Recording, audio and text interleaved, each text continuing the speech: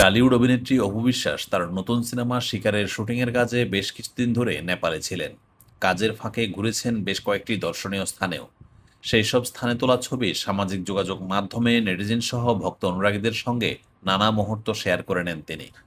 মঙ্গলবার 24শে আগস্ট মধ্যরাতে অভিনেত্রী লাল রঙের একটি পোশাকে একগুচ্ছ ছবি প্রকাশ করেন সামাজিক যোগাযোগ মাধ্যম ফেসবুকে। সেখানে দেখা যায় 5টি ছবি প্রকাশ করেছেন অপু বিশ্বাস। রূপের পাশাপাশি তার পোশাকেও নান্দনিকতার ছাপ। এই দিন নিজেকে ধরা দেন অভিনেত্রী। সেই রাতে হাস্যোজ্জ্বল ও ভিন্ন পোজে ক্যামেরাবন্দি হতে দেখা যায় অপু বিশ্বাসকে। রাতের আবহের সেই ছবিগুলো পোস্টের পর ক্যাপশনে অপু বিশ্বাস লিখেছেন, শান্ত রাত, সুন্দর স্বপ্ন, শুভরাত্রি। অর্থাৎ তার এই নৈশবার্তায় ভক্ত ও শুভাকাঙ্ক্ষীদের নির্মল প্রশান্তি ও সুন্দর স্বপ্নের শুভকামনা জানান এই ডালিউড কুইন। সামাজিক যোগাযোগ মাধ্যমে সেই পোস্টটি শেয়ার করার পরপরই তার নেটিজেন সহ শুভাকাঙ্ক্ষীদের নজর কাড়ে। লাইক, কমেন্ট ও শেয়ারের বন্যায় ভেসে যান অপু। তবে অপুর এই রহস্যময় পোস্টে মন্তব্যের ঘরে ভক্তদের ভালোবাসা ও প্রশংসার পাশাপাশি দেখা যায় নানা রসাত্মক ও কটাক্ষপূর্ণ মন্তব্য, যা অপ্রত্যাশিত বলেও মনে করেন অভিনেত্রী। ঢাকায় চলচ্চিত্রের জনপ্রিয় অভিনেত্রী বিদ্যা সিনহা মিম অভিনয়ের পাশাপাশি নিয়মিত ফটোশুটেও ভক্তদের নজর কাড়েন। নতুন নতুন সাজে তার ছবি প্রায় সামাজিক যোগাযোগ মাধ্যমে প্রশংসা পায়।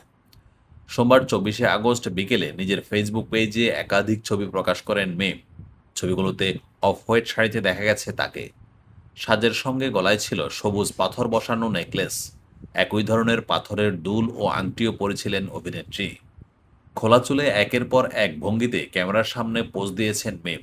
ছবিগুলো প্রকাশের পর তার সৌন্দর্য ও স্টাইল নিয়ে প্রশংসায় ভাসিয়েছেন অনুসারীরা। অনেকেই তার সাজ, পোশাক এবং ব্যক্তিত্বের প্রশংসা করে মন্তব্য করেছেন। কেউ কেউ তাকে দেশের অন্যতম আকর্ষণীয় অভিনেত্রী হিসেবেও উল্লেখ করেছেন। অভিনয়ে মিমকে সবশেষ দেখা গেছে লাইফলাইন নামক ওয়েব ছবিতে। কাজী আসাদ পরিচালিত ছবিটি গত জুনে চরকিতে মুক্তি পায়। এরপর নতুন কোনো অভিনয় প্রকল্পে তাকে দেখা যায়নি।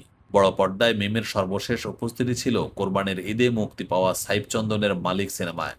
এতে তার সহশিল্পী ছিলেন আরফিন শুভ। তবে সিনেমাটি দর্শকদের মধ্যে প্রত্যাশিত সাড়া ফেলতে পারেনি।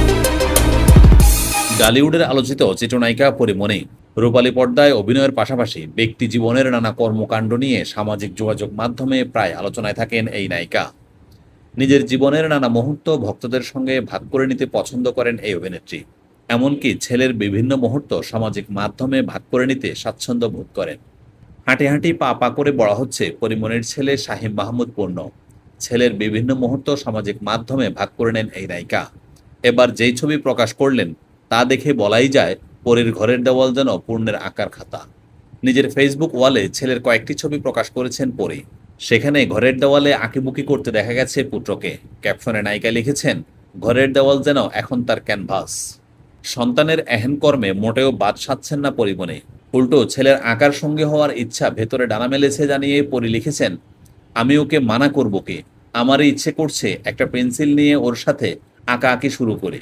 করবাজান, এটাই ছেলেবেলা, এটাই মজা। কদিন আগে 4 বছর পূর্ণ করেছে পূর্ণ।